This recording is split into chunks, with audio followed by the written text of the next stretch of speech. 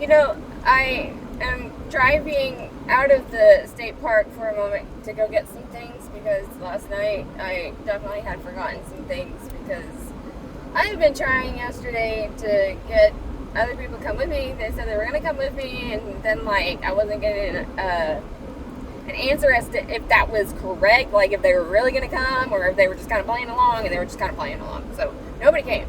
But the entire time, I was thinking about other people and what I was going to pack for them that I just totally forgot some things. I forgot my sleeping liner, the liner that I sleep in.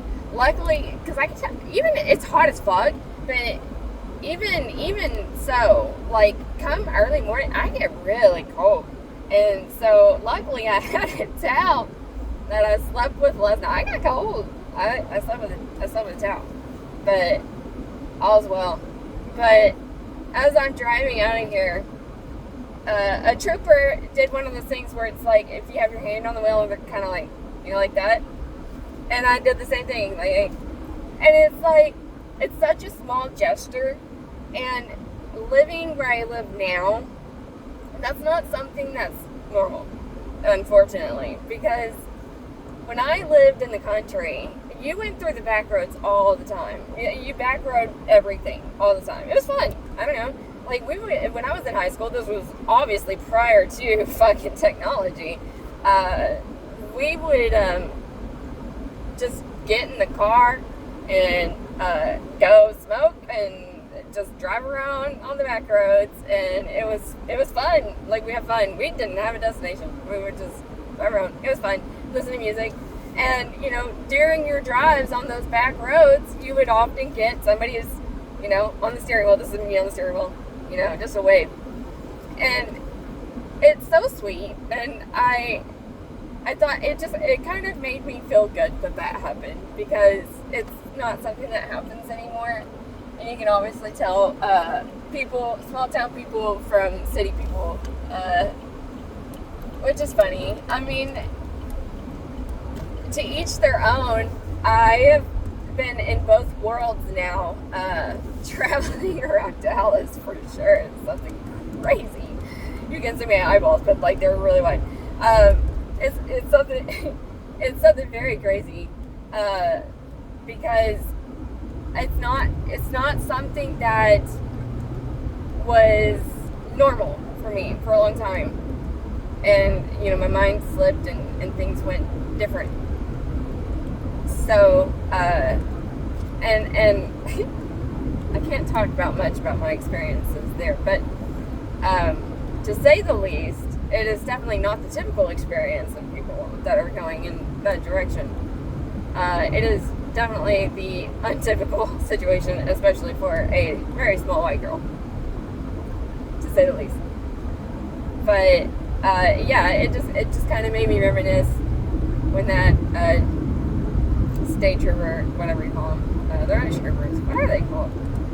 I'm just gonna call them troopers. But it just kind of made me think about my past and where I came from, my roots, and the things that we used to do and things that were normal. And I'm sure that there are people out there who still live in the country and that's still a normal thing. I know that it is. It's like the same thing. So like my son's dad, he grew up in Dallas and then like moved further inward, but it was still city living. And I lived in the country. I lived in the country for most of my life. Even whenever we moved, we were still kind of country. Well, when we moved from the duplex that I moved into with my mom whenever me and my baby daddy first split. So I ended up with my mom in the duplex, and then we ended up going out further into basically the suburbs. Really, that's what I can call it, is the suburbs. But he did not understand or recognize what happens and what it means when somebody flashes their headlights like twice. And he was like, why was that guy doing that? I said, because there was a cop ahead. And he was like, how do you know that? I was like, it's just an unwritten rule of the road. And it really is. It's like, you either know it or you don't know it.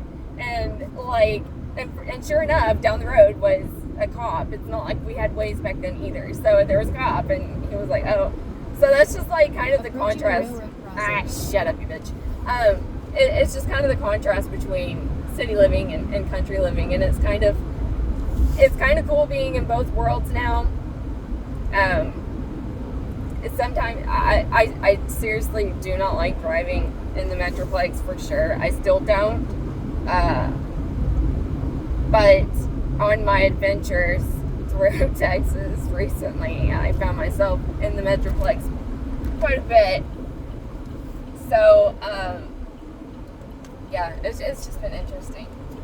And it made me kind of happy that the guy did that. And it made me think about that kind of thing. Which is great because